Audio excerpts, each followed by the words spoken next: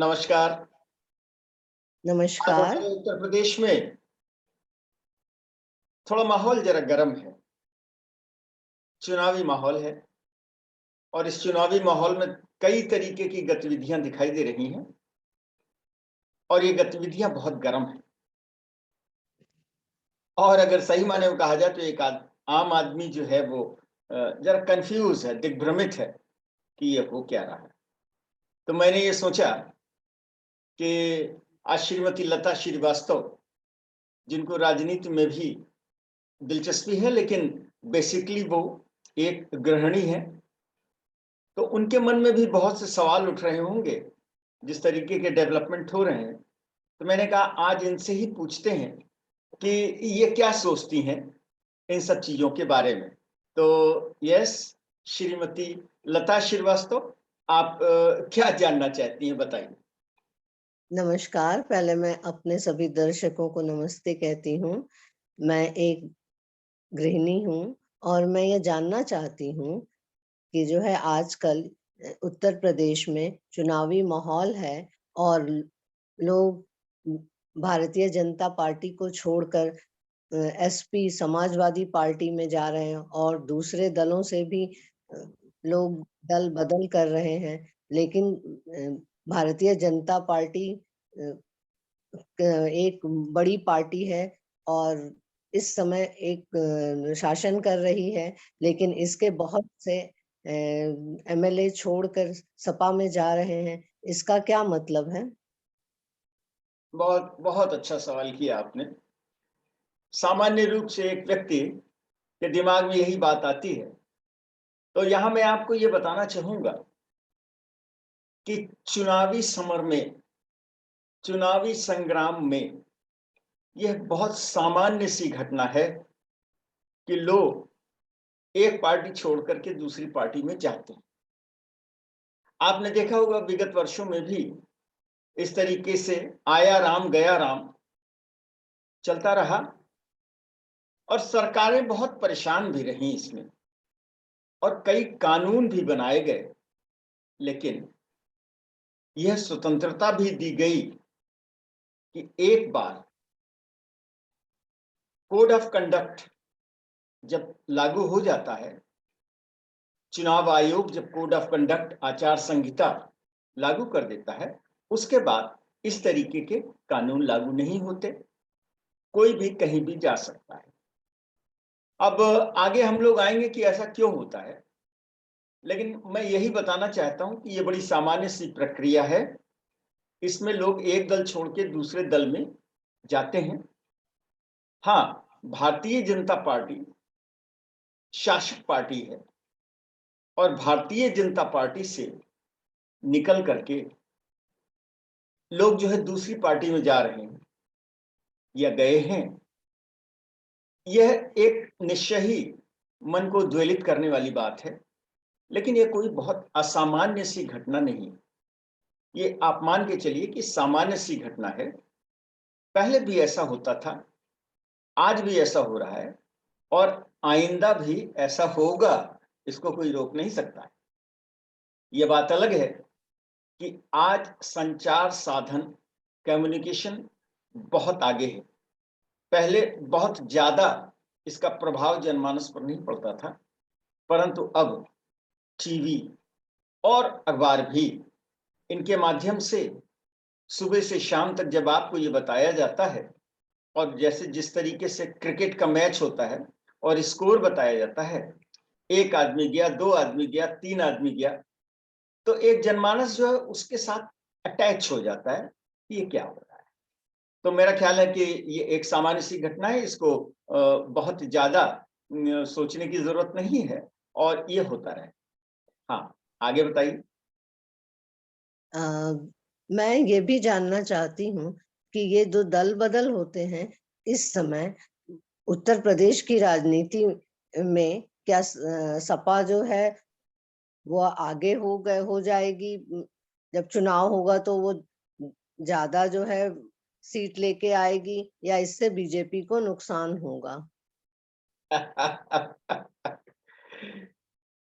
देखिए, चुनाव में क्या होगा और चुनाव के बाद क्या होगा, यह तो कोई भी पंडित बता नहीं सकता है, अंदाजा लगा सकता है।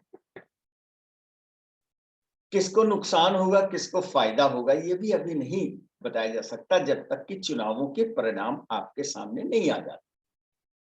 अलबत्ता ये महत्वपूर्ण है कि मंत्री और विधायक एक नहीं कई, मैं संख्या पे नहीं जाता हूं, एक नहीं कई जब शासक दल को छोड़कर और दूसरी पार्टियों में जाते हैं तो इसके बहुत से कारण होते हैं। भाई एक कारण तो हर आदमी के समझ में आता है कि अगर उनको ऐसा लगता है कि जिस पार्टी में मैं हूं उस पार्टी से शायद इस बार हमको टिकट नहीं मिलेगा, तो वो अपने हाथ पांव मारना शुरू कर देता है और ये देखता है कि इस पार्टी के अतिरिक्त दूसरी कौन सी ऐसी पार्टी है जिसकी कुछ संभावना भी हो और जो मुझे टिकट भी दे सके। अब इसमें जोड़ तोड़ और बातचीत शुरू हो जाती है। मैं लेन देन नहीं कहता, कम से कम बातचीत शुरू हो जाती है।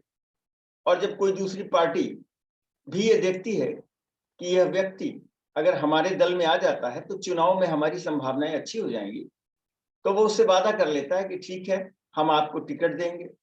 अब दोनों अपनी अपनी शर्तें रखते हैं, जो बहुत तरीके की शर्तें हो सकती हैं, जिसमें जिस पार्टी में जा रहे हैं हो सकता है वो कहे कि नहीं, आप अकेले नहीं आइए, आप अपने समर्थकों के साथ आइए। और जो जा रहा है वो इस तरीके की भी शर्त रखे कि मुझको ही नहीं बल्कि मेरे साथ आने वाले 2, 4, 5 लोगों को भी आप टिकट दीजिए आने वाले चुनावों में। और बीच में कहीं ना कहीं एक समझौता जैसा हो जाता है, क्योंकि ये दोनों के ही आपसी फायदे की बात है।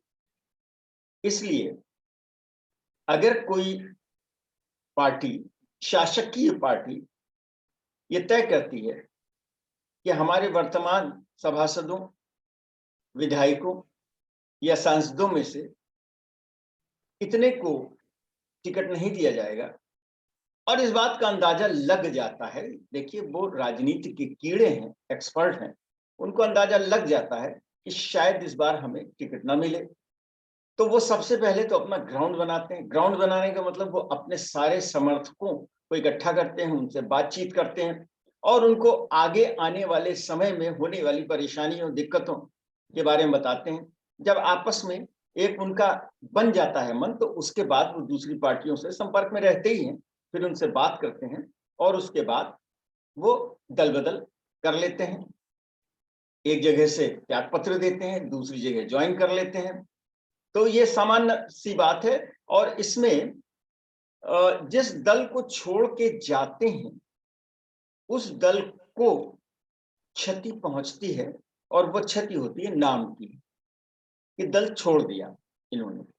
और जिस दल में वो जाते हैं, यकीनन एक सामान्य सी धारणा बनती है कि उस पार्टी की स्थिति ऐसी है, अच्छी है, तभी लोग उनको छोड़ के जा रहे हैं। वास्तविक फायदा या नुकसान तो चुनाव के परिणाम आने के बाद ही पता चलते हैं। इसलिए अभी से इसका आकलन नहीं किया जा सकता है, बल्कि ये माना जा सकता है कि एक सामान्य प्रक्रिया के तहत लोग एक दल से दूसरे दल में आ जा रहे हैं, और इसका जो अंतिम परिणाम आने के बाद पता चलेगा कि ये उनका कदम उनके हित में था या उनका नुकसान। जी, इस समय उत्तर प्रदेश में बहुत सारी पार्टियां हैं जो चुनाव लड़ रही हैं और सभी जो है वो सोशल इंजीनियरिंग कर रही हैं। तो इस बार क्या ये माना जाए कि अखिलेश यादव की सोशल इंजीनियरिंग ज्यादा अच्छी है बीएसपी और बीजेपी से? बहुत बढ़िया सवाल किया आपने, बहुत बढ़िया सवाल किया। हाँ, लग रहा है। देखिए, इसमें सीधी सीधी बात नहीं है। ये सोशल इंजीनियरिंग हर पार्टी करती है, हर चुनाव में करती है, और अच्छे से अच्छे तरीके से करने की कोशिश करती है, जिससे ज्यादा से ज्यादा लोगों को अपने साथ जोड़ा जा सके। अगर आप पिछले चुनाव को याद करें तो ये सोशल इंजीनियरिंग बड़ी सफलतापूर्वक बीजेपी ने की थी। सोशल इंजीनियरिंग का मतलब क्या है? सोशल इंजीनियरिंग का मतलब ये है कि अलग अलग समूह, अलग अलग जाति वर्ग और अलग अलग ग्रुप के लोगों को अपने साथ जोड़ना। ये छोटी छोटी पार्टियां होती हैं, छोटे छोटे ग्रुप होते हैं, जैसे एक एक एक, अगर एक एक एक करके 3 सीटें आ जाती हैं तो 3 सीटें। इन बहुत छोटे छोटे ग्रुप्स का अपने अपने क्षेत्र में प्रभाव होता है, बहुत ज्यादा प्रभाव नहीं होता है। एक विधानसभा क्षेत्र, 2 विधानसभा क्षेत्र या ज्यादा से ज्यादा 3 विधानसभा क्षेत्र में इनके प्रभाव होते हैं। लेकिन ये जो छोटे ये दल होते हैं, ये जब एक बड़ी पार्टी में मिलते हैं तो अपने प्रभाव को सम्मिलित रूप से उस पार्टी के हित में ले आते हैं। यही काम बीजेपी ने किया था। आज जिनको आप देख रहे हैं कि वो बीजेपी छोड़ करके समाजवादी पार्टी या किसी अन्य पार्टी में जा रहे हैं, उनको बीजेपी ने कभी जोड़ा था ना? ये बीजेपी के रैंकर नहीं थे, ये शुरुआत बीजेपी के साथ नहीं थे। इनमें से कई लोग, अधिकतर लोग बहुजन समाज पार्टी में थे। जब उन्हें वहां अपना भविष्य अंधकार में दिखाई दिया तो उन्होंने दूसरी पार्टी पकड़ी और उसके बाद पिछले चुनावों में बीजेपी सोशल इंजीनियरिंग जैसा शब्द जो है, ये कहिए कि जोड़ तोड़ कर रही थी और उसने इन सभी को अपने साथ जोड़ लिया। तो ये बहुत ज्यादा महत्वपूर्ण नहीं है। महत्वपूर्ण ये है कि इस सोशल इंजीनियरिंग की भनक शायद बीजेपी को नहीं लग पाई। ये काम कंप्लीट हो गया और पता तब चला जब लोगों ने घोषणा की कि अब हम बीजेपी छोड़ रहे हैं। ये कहीं पर जो है बीजेपी के नेतृत्व की कमी को दिखाता है। पार्टी में बढ़ते हुए असंतोष को समय से समझ लेना, उनको रेक्टिफाई करना या दबा देना, ये पार्टी नेतृत्व का काम होता है, जो उन्होंने नहीं किया।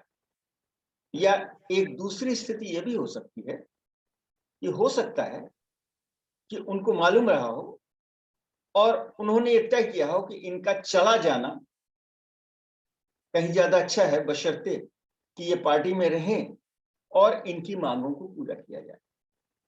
सो ये अखिलेश जी ने जो कुछ भी किया है, सफलतापूर्वक किया है। इसके लिए उन्हें साधुवाद और बधाई देनी चाहिए। अब कितना आगे फायदेमंद होता है ये तो बात की बात है, लेकिन उन्हें जरूर बधाई दी जानी चाहिए। और इससे ज्यादा बधाई ये देनी चाहिए कि राजनीति में गुप्तता रखने का जो एक सिद्धांत होता है, वो इसको कॉन्फिडेंशियल तरीके से एक सीक्रेट रख पाए और समय पर उसको उन्होंने किया। जी, मेरा आखिरी प्रश्न ये है, क्या इस बार जो है चुनाव उत्तर प्रदेश और सब जगह बाकी 5 राज्यों में भी हो रहे हैं, वो कमंडल वर्सेस मंडल हो जाएगा क्या, ऐसा लगता है? देखिए, विपरीत पार्टियों, अपोजिशन पार्टियों की इच्छा तो यही है और उनका प्रयत्न भी यही है कि बीजेपी के विरुद्ध जो है एक संयुक्त मोर्चा बनाया जा सके। इसी को कमंडल मतलब बीजेपी, मंडल मतलब आज की तारीख में तो सभी विरोधी पार्टियां हैं, तो सभी विरोधी पार्टियों की का पूरा प्रयत्न यही है कि एकजुट हो सके, तभी शायद बीजेपी को हराया जा सके। क्योंकि पिछले चुनाव और पिछले 2 संसदीय चुनावों से यह बात स्पष्ट हो गई है कि बीजेपी एक बहुत बड़ी फोर्स हो गई। बीजेपी को हराने के लिए अगर विरोधी दल आपस में नहीं मिले तो शायद संभव नहीं। ये हमेशा होता है। अगर आप याद करें कि इंदिरा गांधी के समय में भी तो सारे दल इकट्ठा हुए थे ना, सभी दलों ने मिलकर जनता पार्टी बनाई थी ना। उस समय भी यही था कि इंदिरा गांधी हटाओ, देश बचाओ, और आज भी यही है, मोदी हटाओ, देश बचाओ। मोदी मतलब बीजेपी। तो ये हो सकता कि ये हो जाए। वैसे इन छोटे छोटे दूसरे विरोधी दलों में कुछ बड़े हैं, कुछ छोटे हैं। इन छोटे छोटे दलों में आपस में बहुत मतभेद होते हैं, उनके अपने व्यक्तिगत दिलचस्पी होती है, इसके साथ समझौता करने पर उनको नुकसान हो सकता है। उनके अपने अपने वोट बैंक होते हैं, वो जानते हैं कि अगर किसी दूसरी बड़ी पार्टी में मिल गए या उसके साथ समझौता कर लिया तो इनके वोट बैंक का नुकसान हो सकता है। इसलिए बहुत छोटी पार्टी जिनका कोई भविष्य जिनको नहीं दिखाई देता, अगर उनकी बात छोड़ दी जाए तो सामान्य रूप से छोटे दल बड़े दलों के साथ समझौता नहीं करते और वो इस बात पर उनको ये बात उन्हें स्वीकार होती है कि चुनाव में उन्हें 2, 4, 5 सीटें भी मिल जाएं तो वे संतुष्ट हो। इसलिए मंडल कमंडल बिल्कुल हो सकता है। बस ये है कि मंडल कमंडल को अभी हम लोग धर्म के साथ नहीं जोड़ रहे हैं, लेकिन ये धर्म के साथ तो सब कुछ जुड़ा हुआ है ही है। ये पूरी लड़ाई जो है वो कहीं ना कहीं धर्म के साथ जुड़ी हुई है, उस पर कभी हम लोग फिर चर्चा करेंगे। आज हम लोगों ने सही मायने में कहिए तो अखिलेश यादव के सोशल इंजीनियरिंग और उसकी सफलता पर चर्चा की है। मुझे बहुत अच्छा लगा कि आज हमारी घरों में बैठी हुई गृहिणियां भी राजनीतिक रूप से इतने जागरूक हैं कि वो उनके मन में भी सवाल घुमड़ते रहते हैं और अति आवश्यक है कि उनके इन मन में घुमड़ते सवालों का सही जवाब दिया जा सके, जिससे उनके मन की शंकाएं दूर हो सके। यदि आप सबके मन में भी इस तरीके की कोई शंका आती है तो आप नीचे दिए गए लिंक पर अपने सवाल हमें भेज सकते हैं और हम उन सवालों को लता जी के माध्यम से या सीधे सीधे आपके सवाल को उठाकर भी हम अपने अगले कार्यक्रम में उसका जवाब देंगे। धन्यवाद लता जी, आपने समय निकाला हमारे कार्यक्रम के लिए। बहुत बहुत धन्यवाद। आपको भी धन्यवाद। नमस्कार। नमस्कार नमस्कार नमस्कार दर्शकों, नमस्कार।